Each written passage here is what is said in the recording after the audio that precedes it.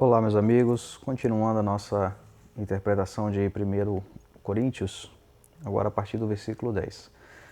Bom, aqui nós já fizemos a consideração inicial, onde Paulo ele se apresentou, onde ele disse para quem estava escrevendo, onde ele já saudou os irmãos, onde ele agradeceu a Deus por Deus ter enriquecido eles na palavra, no conhecimento, com os dons espirituais, aquelas pessoas que estavam buscando, anelante pela salvação, pelo fim dos tempos, de forma que estejam irrepreensíveis, aguardando a volta do Senhor, esses que receberam esses dons espirituais e tudo mais. Agora nós entramos aqui no momento em que Paulo começa a disciplinar, a falar de forma mais dura, e aqui a gente não poderia fazer uma interrupção na leitura. Quando eu pedi para vocês estarem lendo do capítulo 1 ao 4, é esse aqui o motivo. A partir desse versículo 10 até o capítulo 4, versículo 21, em que ele vai encerrar perguntando se ele deve ir até eles com vara ou se no amor e mansidão, ele vai estar tratando da divisão na igreja, ele vai estar tratando o problema de forma contínua. Tá? Não existe agora pausa nessa continuação do pensamento. Paulo agora vai começar e o assunto vai ser dinâmico. Tá? Ele não vai interromper o pensamento até acabar o capítulo 4. Quando no capítulo 5 ele vai começar a falar sobre fornicação e tudo mais. Aparentemente aqui, ele falou no início, ele fez a apresentação, e aqui até um pouquinho antes, ele vai dizer a esses que são cheios do Espírito Santo, aí ele vai usar a expressão lá, aos que esperais, aqueles que estão aguardando, ou seja, aqueles que estão se conservando, esses é que Paulo estava se referindo dos dons, e agora ele vai, que conseguiu ter testemunho de Deus através desses milagres, através dos dons aqui no caso. Mas agora Paulo vai começar a parte mais dura da mensagem, então essa já não seria para aqueles que ele falou, agora ele começa apresentando a parte dos pecados e a parte onde ele foi informado de grandes problemas e divisões na igreja em si. Lembrando que apesar de nós termos aqui alguns judeus, como Crispo, que era um dos principais da sinagoga, conforme eu já disse anteriormente, lá em 18 de Atos, que vai se converter. Então nós temos alguns judeus aqui, mas veja que a carta ela praticamente é escrita para gentios. Isso fica muito claro quando Paulo está no capítulo 12, no versículo 2, ele vai dizer que antes os gentios eram idólatras e tudo mais. Então ele vai especificar os gentios ali. E pelo conteúdo da carta, veja que se eu for pensar que é judeus, eu não teria esse conteúdo. Por quê? Porque Paulo vai falar que eles estão cometendo fornicação, vai falar que eles estão cometendo incesto, vai falar que os maridos estão sendo ausentes em relação aos seus casamentos, os cônjuges estão sendo ausentes em relação ao casamento, e isso não era uma prática do povo judeu. Isso, perceba que na velha aliança os próprios judeus que vêm do judaísmo, eles não têm essas práticas aqui. Então, até mesmo pelo teor da carta, até mesmo pelo que Paulo vem disciplinando, você precisa entender que são gentios e não judeus.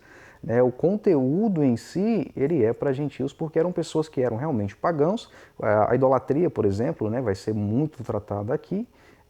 Então, no judaísmo, eles já tinham agora a ideia de que Deus era o único Senhor. Então, o teor da carta realmente ele é bem para gentios. E agora vai começar Paulo dizendo assim, exorto-vos, irmãos, pelo nome de nosso Senhor Jesus Cristo, que faleis todos a mesma coisa e que não haja entre vós divisões, mas que estejais perfeitamente unidos em uma mesma mente e em um mesmo parecer.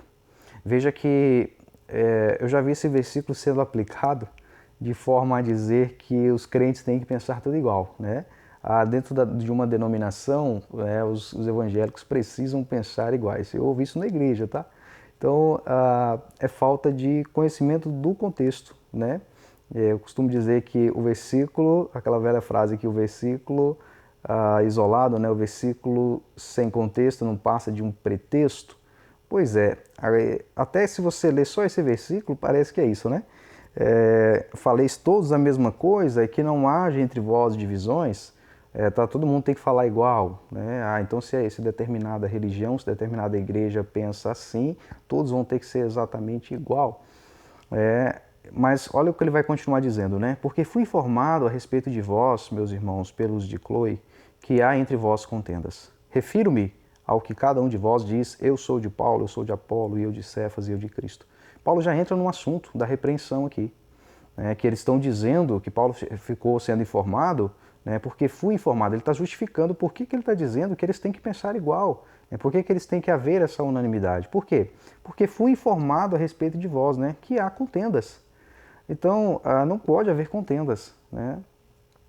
É disso que Paulo está dizendo, né, que tem que pensar igual. Não que todos têm que pensar igual teologicamente, né, mesmo porque alguns assuntos, como Pedro vai dizer, são de fácil compreensão, sabendo dar boa razão da vossa fé, né, mas que Paulo fala de coisas difíceis. Olha o que Pedro está dizendo, né? O próprio Pedro está dizendo que Paulo falava de coisas muito difíceis na sua carta.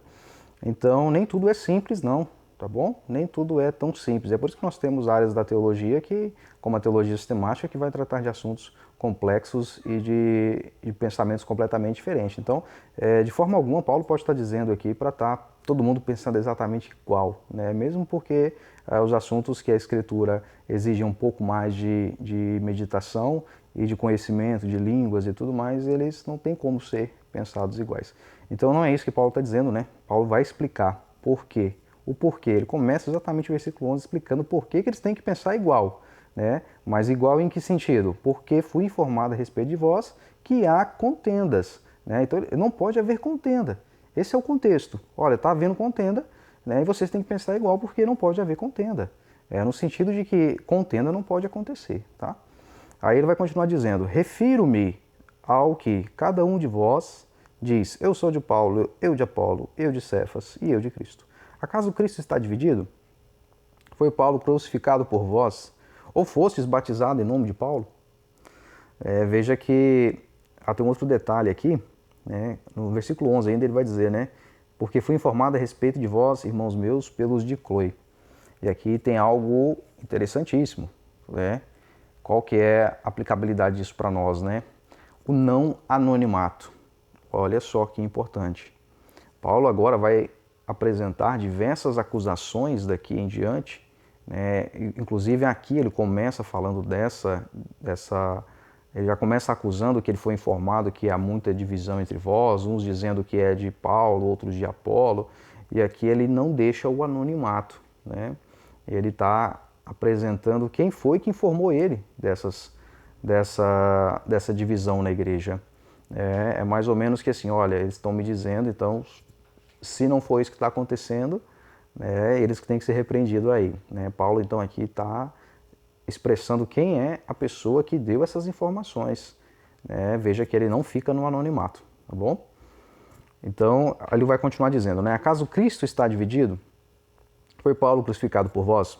Ou fostes batizado em nome de Paulo? Dou graças a Deus que a nenhum de vós batizei, senão Crispo e Gaio. Gente, olha isso. Veja que Paulo está dando graças a Deus de não ter batizado, né? E isso aqui é bem interessante porque, basicamente, o benefício, né, da salvação, o benefício das pessoas aceitarem a Cristo é que eles passem por esse batismo, né, pela reconciliação, né, que eles demonstrem a igreja como um ato de fé, que agora são novos convertidos, né? E Paulo aqui está demonstrando uma tristeza com eles tão grande que ele está dizendo que ainda bem que eu não batizei vocês. Olha só, imagina um pastor chegar a falar isso. E é o que Paulo está dizendo, né? E agora ele vai colocar os que ele batizou, né? Senão Crispo e Gaio, para que ninguém diga que fostes batizados em meu nome. Ou seja, se estão alguns tomando partido, dizendo que são de Paulo, que são de Cristo, que são de Apolo, que são de Cefas. Então, imagina se eu tivesse batizado, né? Então, ainda bem que eu não batizei vocês. Olha só ao ponto que Paulo chega a dizer, né? E Paulo vai continuar, quando ele fala aqui das divisões, né? Eu sou de Paulo, eu sou de Apolo, eu de Cefas e eu de Cristo. Veja que muitos não aceitavam o ministério de Paulo. Obviamente não eram esses que diziam que eu sou de Paulo. Então, quem reconhecia o ministério de Paulo e às vezes o colocava como o principal vai chegar a cometer esse erro de dizer, né, eu sou de Paulo. né? Outros vão dizer, eu sou de Apolo, né? Vai falar, aparentemente eles gostavam da oratória, né? E isso fica expresso um pouquinho anteriormente quando fala da palavra, enriquecido na palavra, né? Que eles tinham um certo apreço, principalmente os gentios, os gregos, tinham um certo apreço pela oratória. E, inclusive, Paulo vai, no capítulo 16, né, falar que insistiu com Apolo para que ele voltasse aos Coríntios, mas que o Apolo não quis voltar, né? Então nem Apolo não quer ir lá para Corinto. Olha o problema que nós temos nessa igreja, né? E Paulo vai dizer lá no capítulo 16, olha, eu insisti com ele, mas ele não quer voltar agora. Ele não quis voltar. Então, muitos vão dizer que era de Apolo, e Apolo tem uma boa oratória, né? Nós encontramos isso em 19 de Atos, e você encontra no livro de Coríntios, quando citar de Apolo, vai falar ali de uma boa oratória. E eles gostavam dessa oratória, né? Posteriormente nós vamos falar desses partidos aqui, tá? Paulo, Apolo, Cefas e de Cristo, né? Ao qual veja que até o que vai se denominar como de Cristo vai ser repreendido por Paulo, porque não é simples o fato de conversão, tá? Mas eu vou falar disso em uma aula específica só desses 4 aqui. Também vou falar da santificação, tá? Do início ali, que vai repetir ali na frente um pouquinho, porque nós temos um entendimento aí através dos ensinos de Paulo sobre a santificação, né? Sobre ser santo. A santificação basicamente vão ser usadas de 4 formas na Escritura, principalmente no Novo Testamento. Se eu não me engano, Paulo usa 3, eu não me recordo dele falando de uma delas, que é a introdutória, mas eu vou apresentar para vocês elas aí. Isso na teologia bíblica, e na teologia sistemática tem um termo um pouco diferente, mas nós vamos falar também. Mas é aula específica, que provavelmente vai ser a próxima que eu vou gravar. Mas aqui, continuando no raciocínio, na sequência do texto, ele vai dizer assim: dou graças a Deus que a nenhum de vós batizei, senão Crispo e Gaio, para que ninguém diga que fostes batizado em meu nome. Batizei também a família de Estéfanas. Quanto aos demais, não sei se batizei algum outro. Agora, versículo 17. Pois Cristo não me enviou para batizar, mas para pregar o Evangelho, não com sabedoria de palavra, para que não se desvirtue a cruz de Cristo. Olha o que ele está dizendo. Pois Cristo não me enviou para batizar. Paulo foi levantado aos gentios para estar anunciando, para estar pregando, né? E aí ele vai dizer que ele não foi para batizar, mas sim para anunciar, né, para pregar o Evangelho. Aí ele vai dizer, não com sabedoria de palavras. Essa sabedoria de palavras, Paulo vai retomar também lá no capítulo 2, versículo 4, se não me engano. Ele vai retomar, aqui ó, versículo 4, ele vai dizer, e nem minha palavra, nem minha pregação foram com palavras persuasivas de sabedoria humana, mas em demonstração do Espírito de poder. Olha só o que Paulo está dizendo, né? Não com sabedoria de palavras. Ele não foi ali para pregar com sabedoria de palavra, né, de forma persuasiva, né? Nós vemos que hoje nós temos uma invasão nas igrejas, né, uma invasão de pensamentos, de pregações de prosperidade, pregações de bênção, de palavras persuasivas, de palavras de efeito, né, grandes palavras de efeito, né? Pregador que ele pega o microfone, ele está falando normal, ele vai pegar o microfone e a voz já muda, né? Tem um negócio esquisito, né? E veja que Paulo está exatamente dizendo que ele não fez isso, né? Não com sabedoria de palavras. A pessoa conversa calma, conversa tranquila, já pega o microfone para pregar, começa a gritar, começa a fazer ali outras coisas que não faz muito sentido, né? E é o que Paulo está dizendo, né? Sem palavras de efeito, né? Nem minha palavra, nem minha pregação foram com palavras persuasivas de sabedoria humana, mas em demonstração do Espírito e de poder.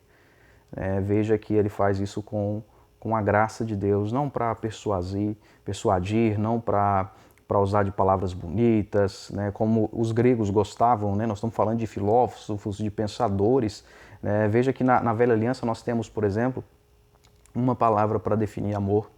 Os gregos já olharam e falaram assim, não dá, uma palavra só, eu vou definir amor com apenas uma palavra, né? Então, eu vou dizer que eu amo a minha mãe, eu vou dizer que eu amo a Deus, eu vou dizer que eu amo as criações, um animal, da mesma forma, né? Então, a forma que eu amo a minha mãe não é a forma que eu amo a Deus, não é a forma que eu amo meu cachorro, não é a forma que eu amo a minha esposa, e começam a criar palavras para definir amor, de forma que vai haver 7 palavras para a palavra amor, né? Na Escritura, no Novo Testamento, nós vamos ter o uso de 4 delas.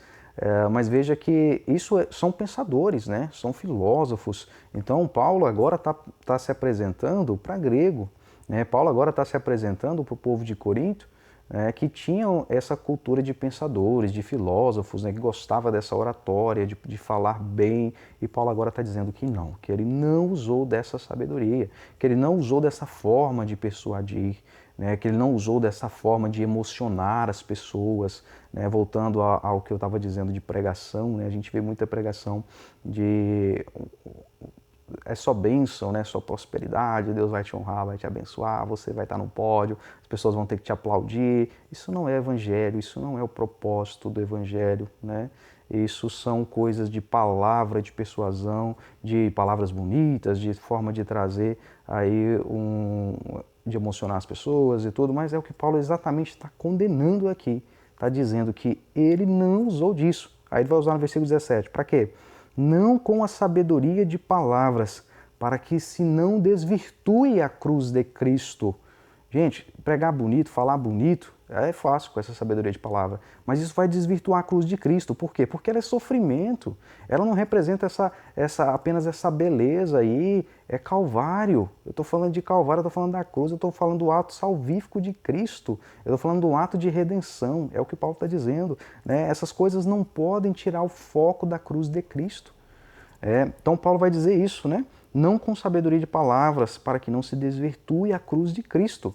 Paulo está dizendo que, olha, a partir do momento que vocês estão fazendo dissensões, que vocês estão criando divisões, né, buscando aí palavras persuasivas, buscando palavras de conhecimento, né, querem coisas bonitas, querem dizer eu sou de fulano, eu sou de ciclano e tal. Ele está dizendo que, olha, vocês estão desvirtuando, vocês estão banalizando o ato de Cristo na cruz, vocês estão banalizando a cruz de Cristo. E ele vai continuar, porque a mensagem da cruz é loucura para os que se perdem.